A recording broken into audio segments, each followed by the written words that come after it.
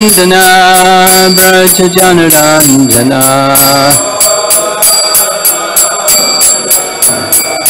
Jamanatira Vanachadi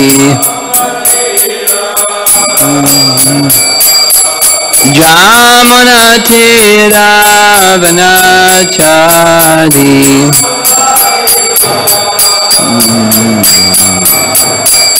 Jai Radha Madhava Kunja Bihari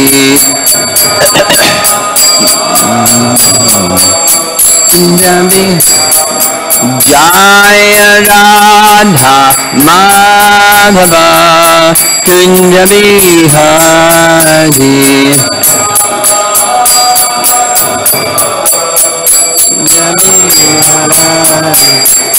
Gopi Jana Balabha Girivradhari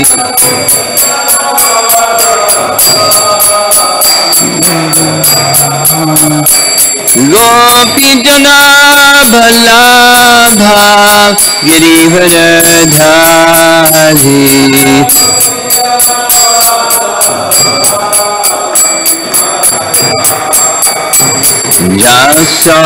Jasodanandana Braja Janaranjana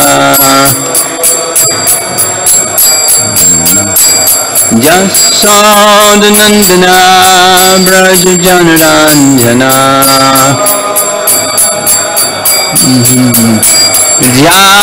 Jamunatira Vanachadi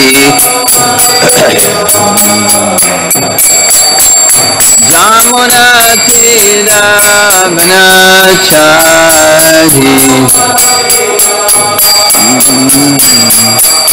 Jaya Radha Madhava Kunja Bihari Malava Kunja Bihari Jaya Radha Madhava Kunja Bihari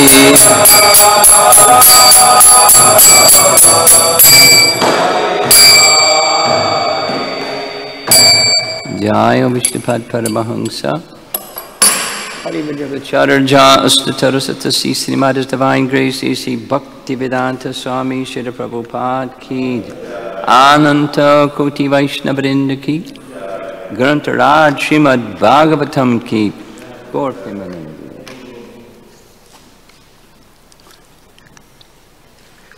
Om Namo Bhagavate Vasudevaya Om Namo Bhagavate Vasudevaya Om Namo Bhagavate Vasudevaya Text 22, Canto 10, Chapter 3. This is the final prayer by Vasudeva.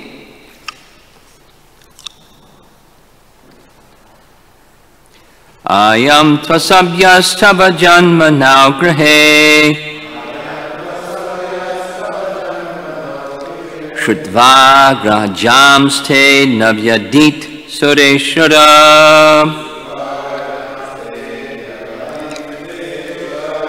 Satevataram purushai samarpitam Shrutva tonai va bisat Visaratya Dayuda Ayam Tvasabhyas Tava Janma now Grahe Shrutva Grajamste Nyavadhit Sureshwara Satevataram Purushai Samarpitam Shrutva Dunaiva Visaratya Dayuda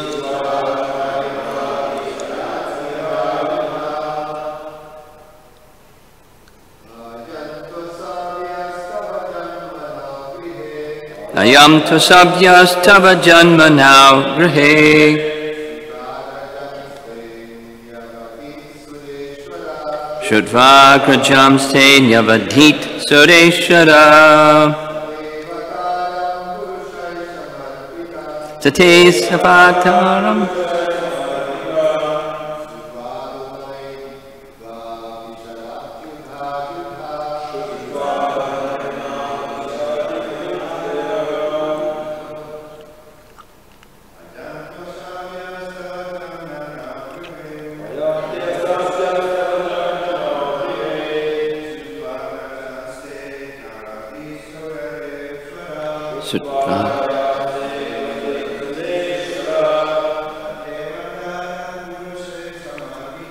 Sate Vataram Purushai Samarpitam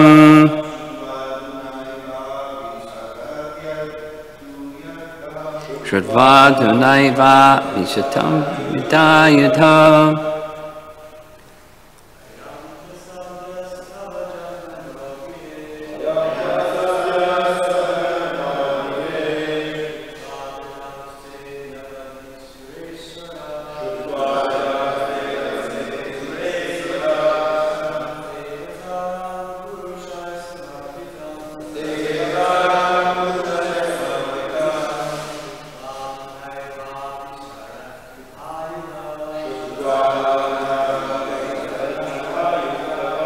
Ladies?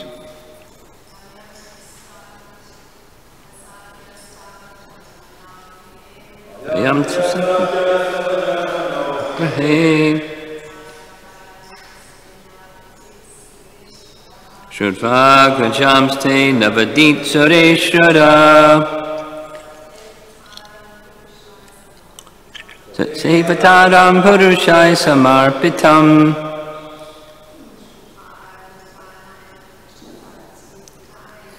Shrutvadhanaiva Bisatrat Yadayada I am this rascal to but asabhyaha who is not civilized at all tava of your lordship janma the birth now our grihe into the home shrutva after hearing arajante all the brothers born before you navadhit killed sura ishara O Lord of the Suras the civilized persons saha he that uncivilized Kamsa te your avataram appearance purushai by his lieutenants samarpitam being informed of shrutva after hearing adhuna now eva indeed abhisarati will come immediately udayudha with raised weapons. Translation, O my Lord, Lord of the demigods, after hearing the prophecy that you would take birth in our home and kill him, this uncivilized Kamsa killed so many of your elder brothers. As soon as he hears from his lieutenants that you have appeared, he will immediately come with weapons to kill you. Purport by Srila Prabhupada. Kamsa has here been described as asabhya, meaning, quote, uncivilized, or, quote, most heinous, because he killed the many children of his sister. When he heard the prophecy that he would be killed by her 8th son, this uncivilized man, Kamsa, was immediately ready to kill his innocent sister on the occasion of her marriage. An uncivilized man can do anything for the satisfaction of his senses. He can kill children, he can kill cows, he can kill brahmanas, he can kill old men, he has no mercy for anyone. According to the Vedic civilization, cows, women, children, old men, and brahmanas should be excused if they are at fault, but asuras, uncivilized men, do not care about that. At the present moment, the killing of cows and the killing of children is going on unrestrictedly, and therefore this civilization is not at all human. And those who are conducting this condemned civilization are uncivilized asuras. Paragraph. Such uncivilized men are not in favor of the Krishna consciousness movement. As public officers, they declare without hesitation that the chanting of the Hare Krishna movement is a nuisance. Although Bhagavad Gita clearly states, Satatam kirtayanto mam yatantascha dhritavrata. According to this verse, it is the duty of the Mahatmas to chant the Hare Krishna mantra and try to spread it all over the world to the best of their ability. Unfortunately, society is in such an uncivilized state that there are so-called Mahatmas who are prepared to kill cows and children and stop the Hare Krishna movement.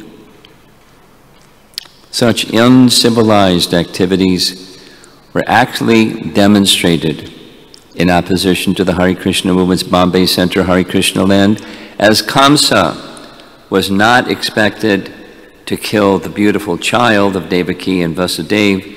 The uncivilized society, although unhappy about the advancement of the Krishna consciousness movement, cannot be expected to stop it. Yet, we must face many difficulties in many different ways. Although Krishna cannot be killed, Vasudeva, as the father of Krishna, was trembling because of affection. Because in affection, he thought that Kamsa would immediately come and kill his son. Similarly, although the Krishna consciousness movement and Krishna are not different, and no asuras can check it, if we are afraid that at any moment the asuras can stop this movement in any part of the world.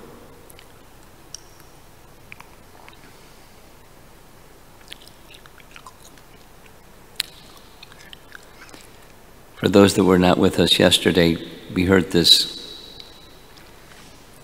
interesting explanation by Srila Prabhupada in the purport that his language of the Hare Krishna movement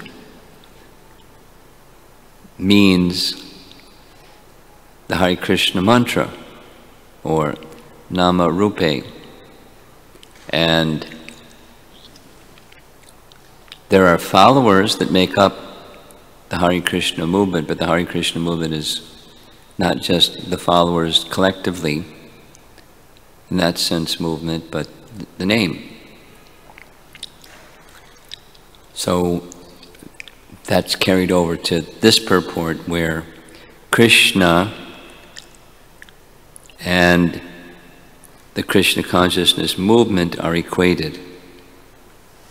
Although the Krishna consciousness movement and Krishna are not different.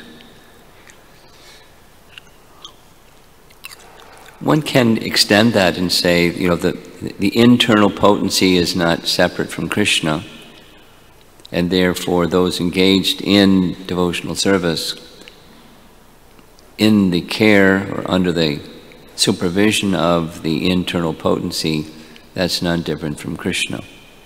But this is more non-different than that. This is the name and Krishna are non-different. And the name contacting souls transforms those souls into good souls, or awake in Krishna consciousness souls. So that's the Krishna consciousness movement, contact with the name.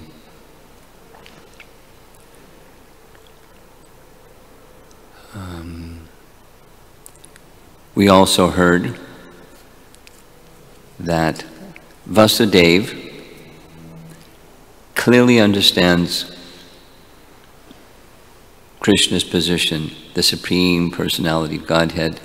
There's always this mystery, and he speaks of it. He was unborn is born, he was the Lord of all the universe, takes his birth. He understood, he expressed in previous verses, the reason to protect the demigods. Here he's called Sura Ishwara, Sureshwara, the Ishwara of the Suras, to protect the demigods, to protect the Yadu dynasty members, because they were being harassed by Kamsa, and to protect the world, living entities in the world, and even to protect the world.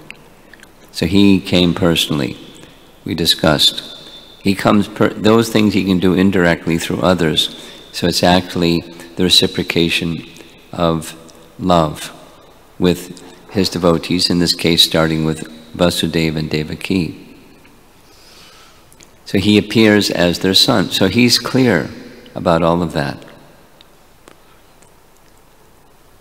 And miraculously, in this final verse, he's expressing something that appears to be contradictory to that. And it's fear or concern. What's the word in the next verse? So vismita.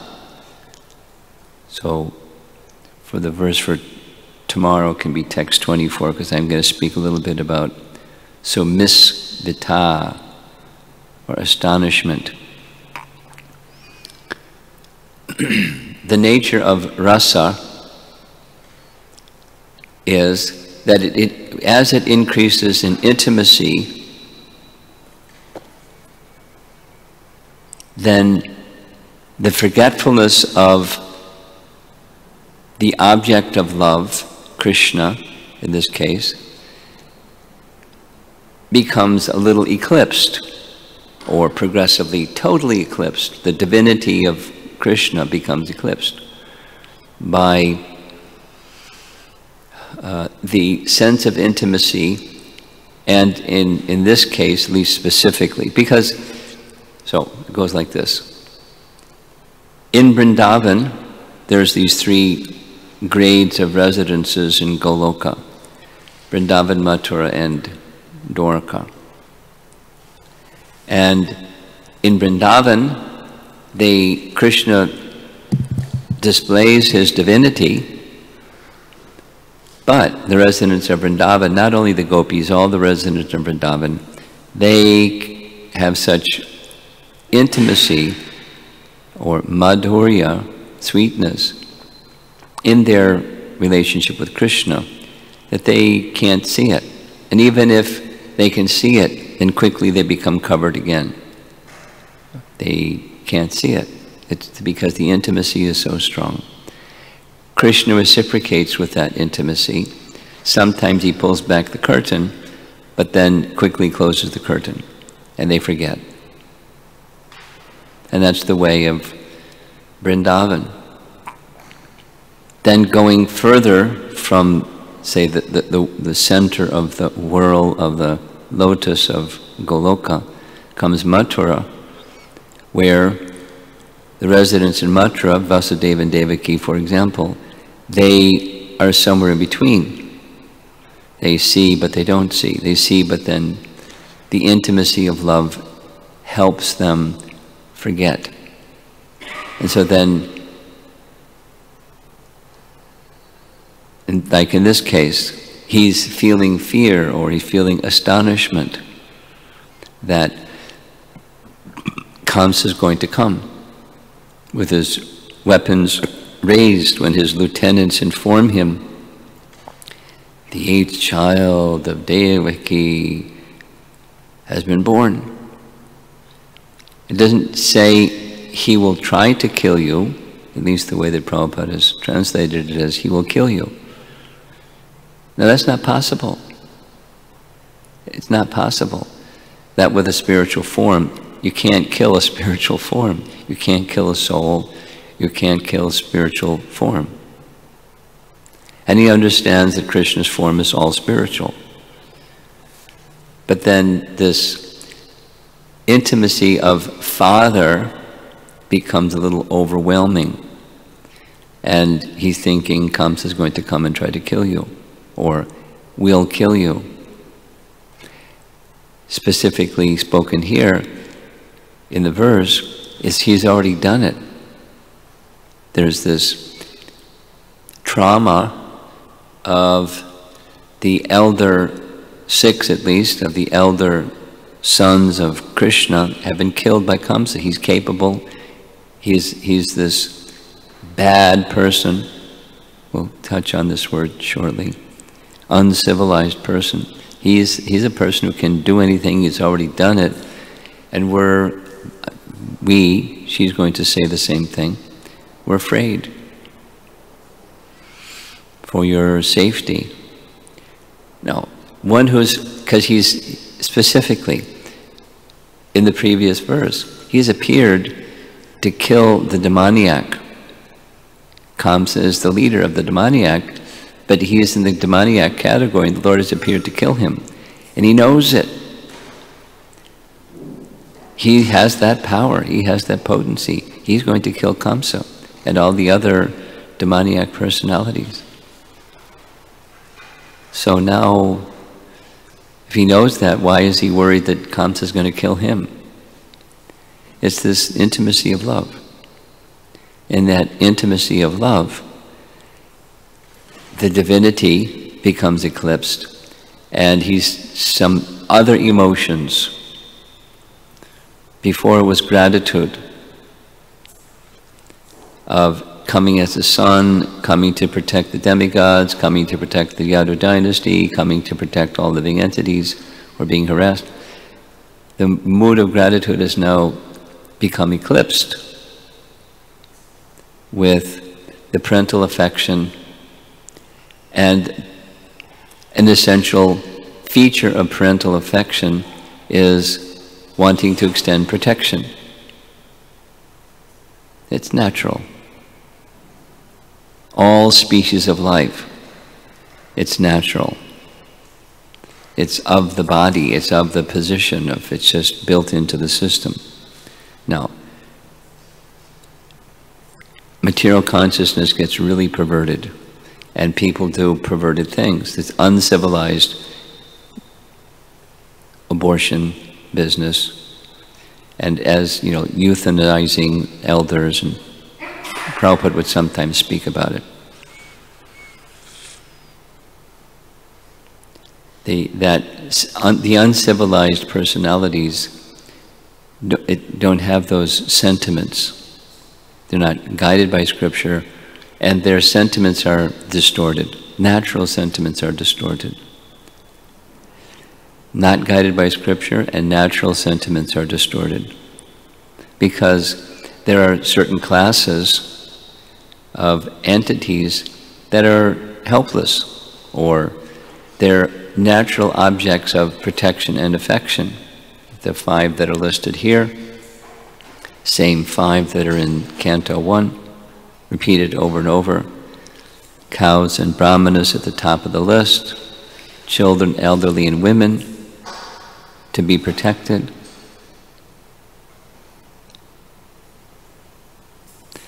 Uncivilized persons don't have that. Although it's natural, it's just anesthetized or covered by their uncivilized consciousness. The modes of nature are so thick and dark that those sentiments are dulled.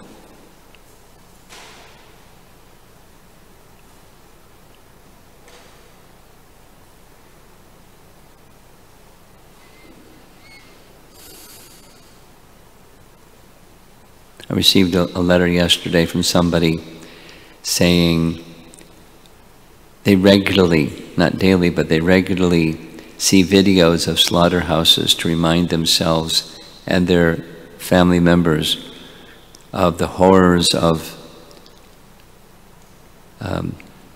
meat eating, because it's a product of horrible behavior. I remember least I was told years ago, when persons would join Vishnu Jan's bus party, when it was just the one bus, and it wasn't the whole Radha Damodar party, but Radha Damodar traveling in the bus, new young people, Western people would come and join. And so from time to time, not like on a regular basis, he would take them, the bus party members, to the slaughterhouse. And when they saw what they saw, there was no question of continuing. It's out of sight, one may not know, but when you see, you know.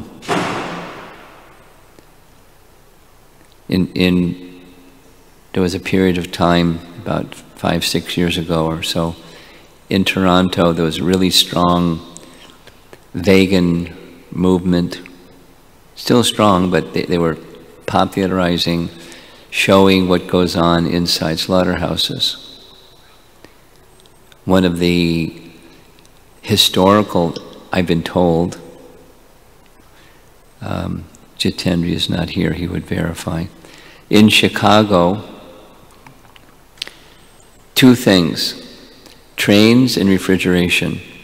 When those 2 things became established through, advancement of civilization, then Chicago became the slaughterhouse. Trains would bring cattle, and then the stockyards would stock the cattle, and then they would slaughter the cattle. The sinfulness of Chicago is still hanging without going into the detail. Crime, murders. It's a big stain to remove. Although the cattle came from all over the place, this was the place. And they brought in, this is history, I don't know, I wasn't here, but they brought in Europeans, this group, and then that group, and they all went crazy just from what they saw and experienced in the slaughterhouses. So they had to have like a regular turnover of new people, because they would literally go mad without graphically describing. But so the word for the uncivilized, and in contrast to civilized, it's right in the same verse. Text 22. Sabhyas. In the word for word, I didn't read it, but asura means uncivilized and sura means civilized. So somehow Prabhupada gets from asura to asabhya. And then sureshwara, sura, and the asuras, or asabhyas. So Kamsa is this uncivilized person. So he's now feeling, Vasudeva is feeling fear, trepidation, danger. He wants to protect, as a father wants to protect. But the person standing in front of him is not a small child. It's a form of Lord Vishnu, with the symbols of Vishnu, and his consciousness is, he understands who he is, and still he's feeling this because of his parental affection. And also this secondary rasa of astonishment. He's on this high level of Krishna consciousness. He's Vasudeva. His consciousness is completely pure. His mind is completely pure and spotless. And it's in that mind, Vasudeva state, where Krishna appeared first, and then transferred to the mind of Devaki, etc. He knows, but then this, and as parental affection is the primary rasa, but then comes this secondary rasa, this astonishment. So misvita. I'll read the verse. Thereafter, Shukadeva Goswami continued, thereafter having seen that her child had all the symptoms of the Supreme Personality of Godhead. Devaki, who was very much afraid of Kamsa and unusually astonished, began to offer prayers to the Lord. The word is there also, bita, afraid, and then su vismita, and also being astonished by seeing such a wonderful child. Now, so the astonishment is she, like her husband, they both, because that's the purport, they both saw the same thing. He's the Supreme Person. There wasn't a dream. He's before them, effulgent in the dark prison, effulgent like the sun. So after birth, a child doesn't look like that, with all the paraphernalia and bangles and crown and garland and symbols of Vishnu, and he's the personality of Godhead. So he's not in the childlike form yet. So being astonished by seeing such a wonderful child, I think anybody would be astonished by seeing such a wonderful child. So it's a secondary astonishment. So vismita, it's a secondary rasa. So secondary rasas are really powerful. They augment, and in some cases, in some ways, they eclipse the primary rasa. They strengthen the primary rasa, but seem for like a wave, like a tsunami. It covers the land. It's so powerful. So like a tsunami, it's a wave of secondary emotion that on top of, literally on top of her motherly affection and his parental, fatherly affection, is this astonishment. And so the parental affection comes out in this way. They want to give protection. The divinity is forgotten. It's nice. They're not trying for it. Hey, let me get to this rasa. There it's fixed in the mood of service. As, in this case, as parents, or whatever the mood of, when our eternal rasa with Krishna awakens, whatever that is, that's going to predominate. And when that becomes very strong, then it opens the door for variegated transcendental emotion. So this is, as we discussed in class yesterday, this is the reason for Krishna's personally appearing, is to reciprocate with the love of his devotees and to attract the hearts and the minds of all others who aren't yet his devotees. So that's what's going on here.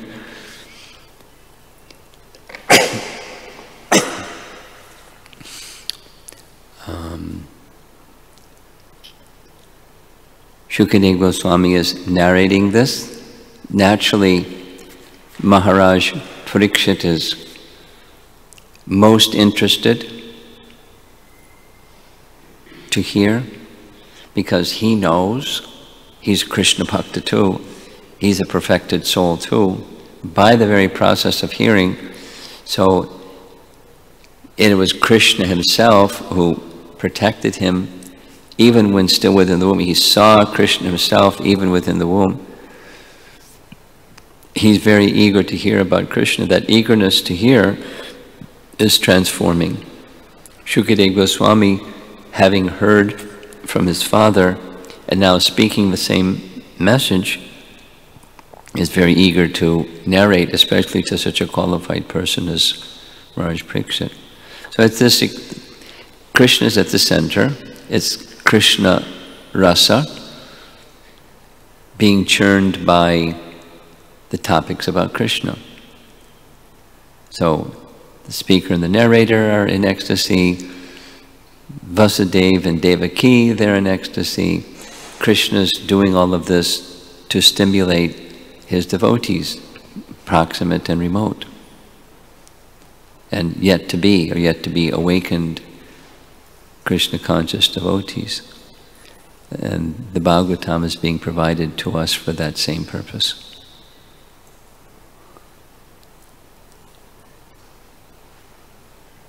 Any discussion?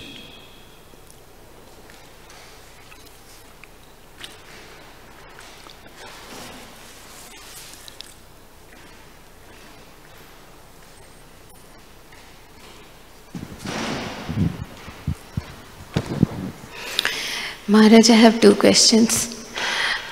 First question is that it's from yesterday's discussion about Nama Rupi, like how important it is that Prabhupada is actually saying that Hare Krishna movement is, the Hare Krishna mantra is the most important factor. So I was particularly thinking that how can we deepen, how can we depend? How can we deepen? Deepen. Yeah, the taking shelter of the holy name, because I feel that... That's our life. Yeah, the answer to that question is, that's our life. Hearing and chanting in the association of devotees, and hearing about the glories of the name and so forth. We have all these japa retreats and kirtan festivals, and all of that is to assist. That's how to. But it's not just a process or a function. It's the heart, the movement of the heart by those stimulations. You have to, so there's the desire to want. So let's say it this way: the problem is not how to. We don't know how to. The problem is there isn't sufficient desire. That is because we're attracted to other things, attached to other things. We're attached to the temporary. That's the obstacle, and the how to isn't. We don't know how to.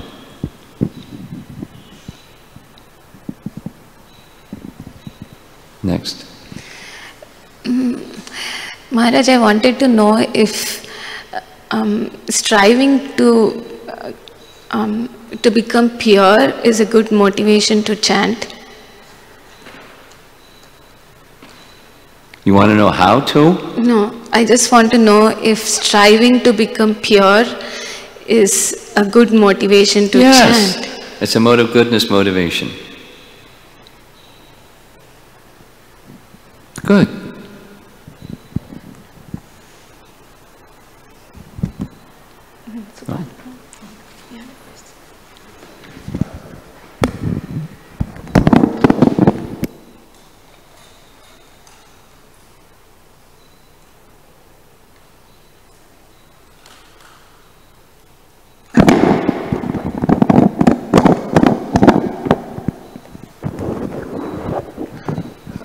I wanted to ask you, Guru Maharaj, to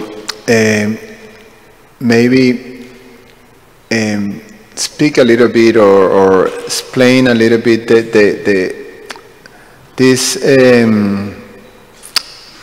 nectar of devotion explanations of how fear and anger, all this, in this case, fear becomes a source of ecstasy, which is, always nice to refresh, because it's such a foreign thing for conditioned souls, to sort of understand, Well, it's simple. The material is a reflection of the spiritual, and the spiritual is strengthening one's connection, attachment, absorption in Krishna. The ecstasy is increasing attachment, absorption, reflection, contemplation upon Krishna. So it's a secondary emotion, and there are some secondary emotions, some emotions that are in this secondary rasa category that serve that purpose. It's part of the spiritual world, this material world being its reflection, perverted reflection.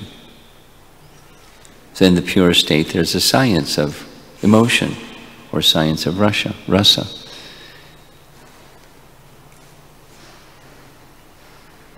And then there's combinations that enhance, and some combinations that are conflicting.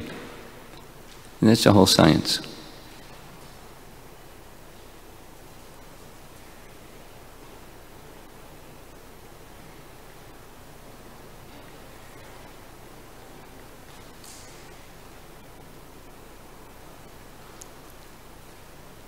Our thoughtful one here. Thank you for explaining the difference between the mood of Mathura and Vrindavan. So I was just studying Canto 3, and I was studying how the 4 Kumaras, when they enter Vaikuntha, they were attracted by the breeze of the aroma of the tulsi attached to the feet of Krishna. So, and in Vraj, the more devotees are attracted toward the sweetness of the face of Krishna. So is there any difference? Yes. Okay. Yes. And the difference is the difference of intimacy of love. The classic, there's many, but the classic is the discussion between Chaitanya Mahaprabhu and Venkata. The goddess of fortune, she's in Vaikuntha. She knows the fragrance and so forth. And how she regards that is in the Aishvarya mood. So in that Aishvarya mood, one cannot enter into Braj. Even with austerities, even with every superlative qualification, without the association of those who have that mood. So there's something very special about that mood of madhurya that one gets from one who has it by association. So it's not that the residents of Vrindavan don't experience the fragrance, for example, but the intimacy of love is different.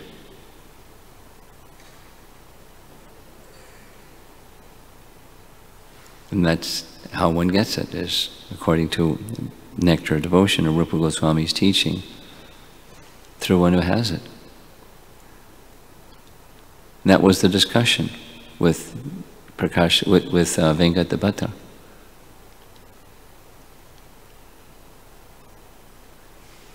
So however qualified one may be, however fortunate one may be, as the 4 Kumaras were, they can't enter into the mood of the resident of Braj without the association of them.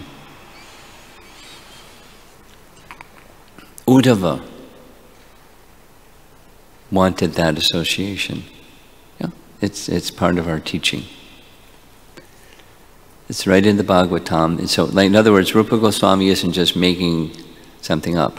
It's right in the Bhagavatam. He's just unpacking it for us. So your question was, is it the same? And I said there's sameness and there's difference. The Madhurya makes it super excellent. Smelling tulsi is a mood of Rajvasi, or more, maybe I'm wrong. Smelling the tulsi leaves is more, it's a mood of Rajvasis. They are more attracted toward us than the Vaikuntha Loka. But then you explain it that they have no qualification to enter the... When they smell the fragrance of Krishna, Krishna was in some place, and there's a fragrance, and they're attracted. in a Madhurya mood. And to enhance that Madhurya mood, when Jatila and Katila sense the fragrance that Krishna has been here, then it's, adversarial, which enhances the Madhurya mood. It's all to enhance the Madhurya mood. So they relate to the fragrance in a different way. Same fragrance, same Krishna. They relate in a different way because of their mood of love. And that's the speciality of Vrindavan, the sweetness.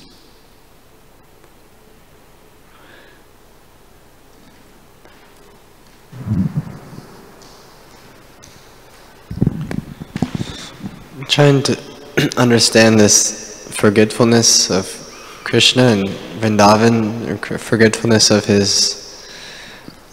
they don't forget Krishna, they forget the supremacy of Krishna. Supremacy of Krishna.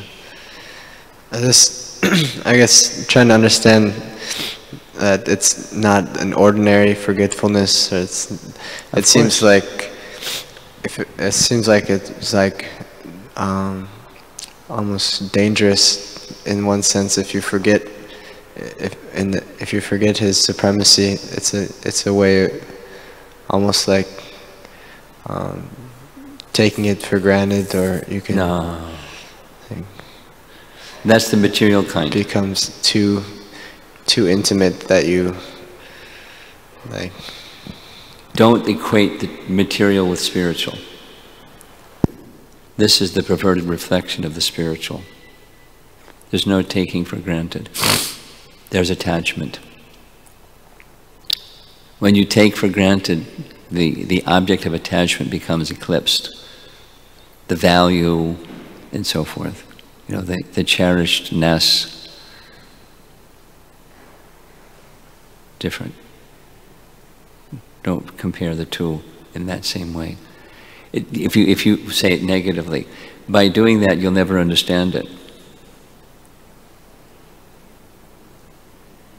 It's it's the pure form, and this is the distorted form.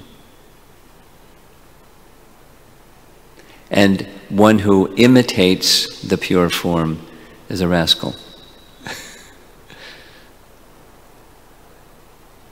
Fool, using Prabhupada's one of his favorite words, fool and rascal, condemned. So it is to be coveted, and one requires a pure spiritual conception of everything, starting with who I am and everything else that follows it. It's same as this first question. Because we're attached to the temporary, it's not easy. It's not easy to understand it. We can't understand it even by negation. Well, it's not this kind.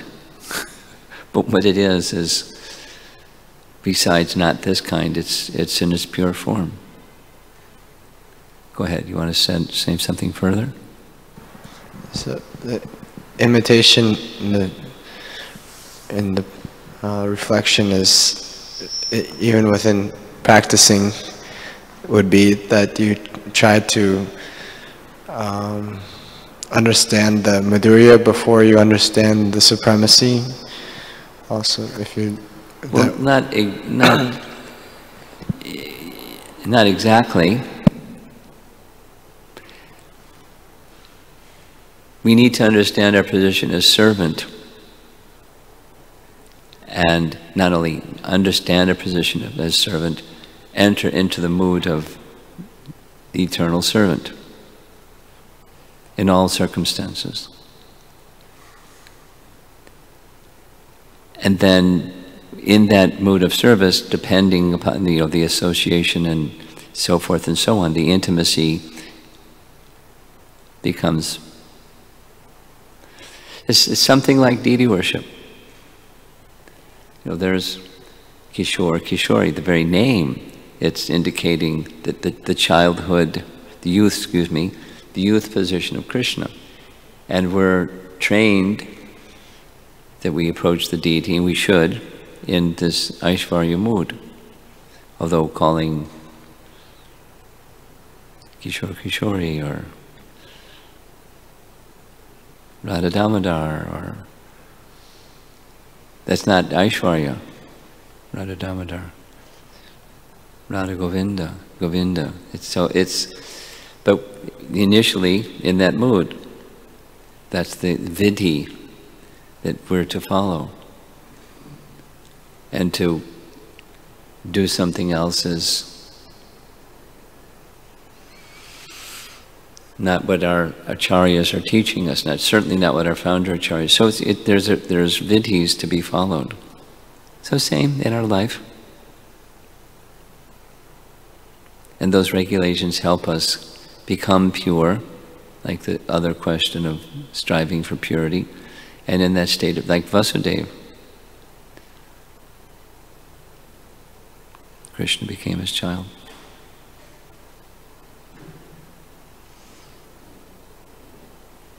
Okay. Krunanidhi.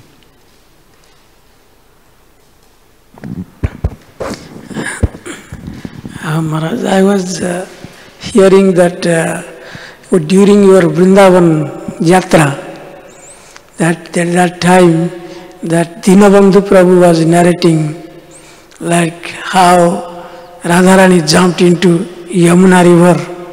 Then Visakha also jumped because Yamuna is the daughter of sun god. They went to sun planet. And then they become that Rukmini and Satyabhama. That means in Dwarika Lila. So I was wondering, so this same thing happened during Krishna's Leelas. So how they transfer into... How can what? How they transfer to, because Radharani is also there in Vrindavan, and in Dwarika also she is becoming Rukmini. And Satyabhama, Visakha Satyabhama. Can you follow what he's saying?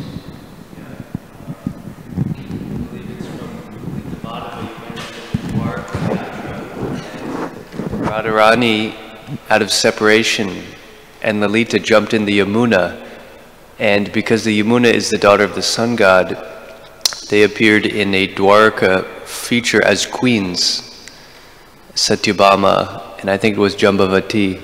So his question is, how is it they're simultaneously existing in Vrindavan and having a form in Dwarka? Well, that's not a problem. That's not a problem. There's prakat and aprakat.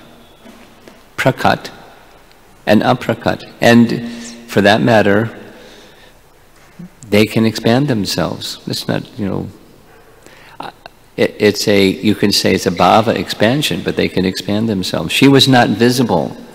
Lalita couldn't be seen anywhere. Radharani couldn't be seen anywhere. So, prakat, aprakat, it's not, and expansions, that's the explanation. Their attachment was so strong, that's where they went, by Krishna's divine arrangement, to be with him. And it's all, even Krishna's being gone, he's not gone. But he was not visible.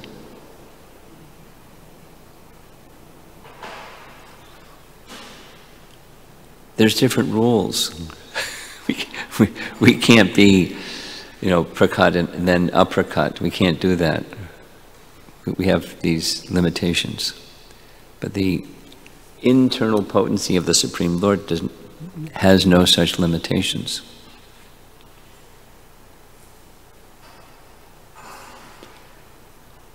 Okay. Srila Prabhupada ki jai.